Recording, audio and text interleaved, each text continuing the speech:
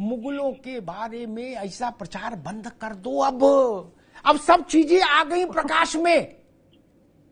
लंपट थे, धूर्त थे, बहन बेटी साली बहनोई बहन कोई नहीं छोड़ी।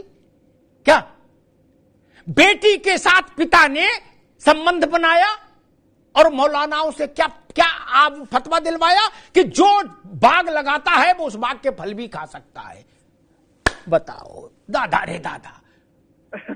मुगलिया कुश्ता बनाया, उसको खाया, सिर्फ इतने काम में रहे और कोई काम ही नहीं। बाकी काम बाद में, जहां गए वहां रेड लाइट एरिया पहले बसाया। बोले भाई इधर आने दो। गलत कह रहा हूं क्या? इसलिए ये छोड़ दीजिए कि वो भूखे रहे। बहन की लड़की, चाची की लड़की, मामा की लड़की, अपनी लड़की कोई बची नहीं। और जिनके लिए कहा जाता है कि शाहजहां वो बहुत भारी इश्क मोहब्बत की मिसाल थे, उन्होंने अपनी बीवी को जब दफनाया उसके हफ्ता भर के भीतर उसकी छोटी बहन से निकाह कर लिया। और लोग इस कहानी हमको समझाते हैं कि शाहजहां तो बहुत दिन तक पागल हुआ घूमता रहा, रोटी नहीं खाता था दुख में, कहता था नूरजहां मुमताज मुमताज। ये सब बंद करिए, इन सब का कोई अर्थ नहीं। मुगल कोई बहुत सोफिस्टिकेटेड लोग नहीं थे मित्र।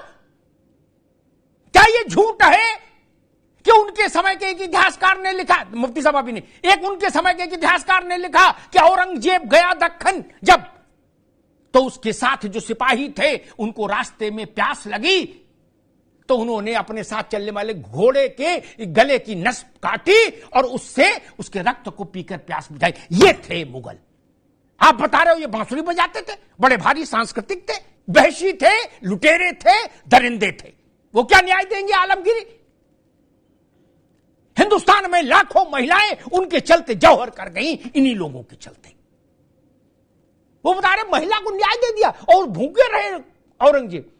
औरंगजेब ने फकीरों को अपने दरबार में बुला के, मौलाना साहब जिम्मेदारी से कह रहा हूं, उनके पैसे छीन लिए, भिखारियों के पैसे छीन लिए।